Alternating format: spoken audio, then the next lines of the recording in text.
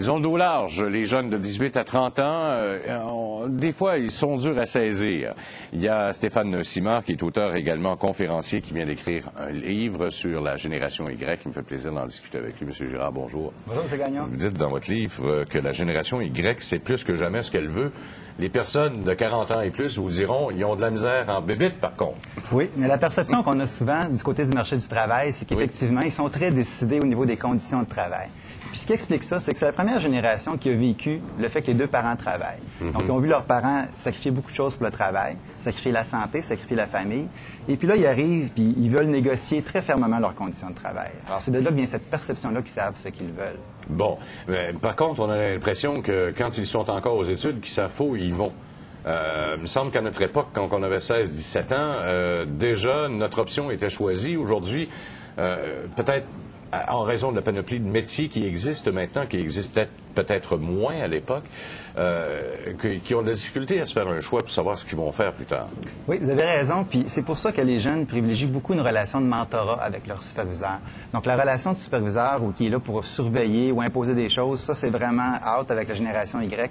Ce que ces jeunes-là recherchent, c'est beaucoup un partenariat, un patron qui va les écouter, qui va les faire grandir, qui va les accompagner parce qu'effectivement, on a l'impression qu'ils savent ce qu'ils veulent, mais ils ont encore beaucoup de choses à explorer. On a de la misère avec l'autorité, par contre.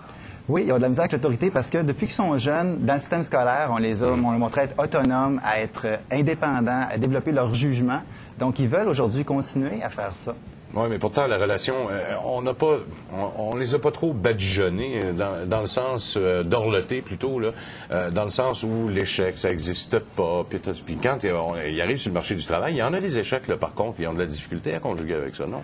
Oui, bien, ça se pourrait que ça soit un problème, sauf qu'en même temps, je me dis, en faisant ça, on a créé des jeunes qui sont ouverts, qui sont mobiles, qui sont très, très créatifs.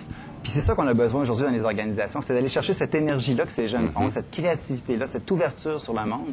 Donc moi, je pense qu'ils ont été bien préparés. Il s'agit maintenant de s'adapter à cette nouvelle réalité-là. C'est pas toujours le même choc des générations. Vous citez Aristote dans votre livre qui disait qu'à l'époque, les jeunes de 18 à 30 ans, c'est pas vivable, ça. Ils ont de la misère, ils savent pas ce qu'ils veulent, etc.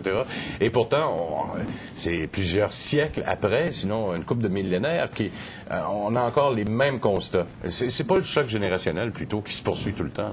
Bien, effectivement. Qu'eux vivront éventuellement, aussi. Effectivement, il y a des choses qui changent, il y a des choses qui changent pas. Donc, les jeunes, ça reste un jeune. Des fois, le manque de respect des valeurs, des choses comme ça. Puis moi-même, quand j'étais jeune, j'avais ça. Maintenant, ce qui a changé aujourd'hui, c'est le contexte économique. Donc, les jeunes, ça reste un jeune, mais il y a d'autres choses qui ont changé. Et c'est l'environnement, c'est la pénurie de main-d'œuvre, c'est le déclin démographique. Donc, toutes ces choses-là, tout ce contexte-là qui a changé, qui fait qu'aujourd'hui... Ils le savent et en profitent. Ils le savent, ils en profitent. Dans le fond, ils sont ouverts sur cette réalité-là. Ils sont très bien renseignés sur ce qui se passe au Québec, sur ce qui se passe dans le monde, sur ce qui se passe dans l'entreprise de leurs amis. Donc, c'est ça le défi, c'est de pouvoir les attirer et les maintenir chez nous. À qui s'adresse votre livre, Génération Y? Aux jeunes ou aux personnes de mon âge qui veulent comprendre les jeunes? Aux personnes de votre âge et les autres qui cherchent à les comprendre.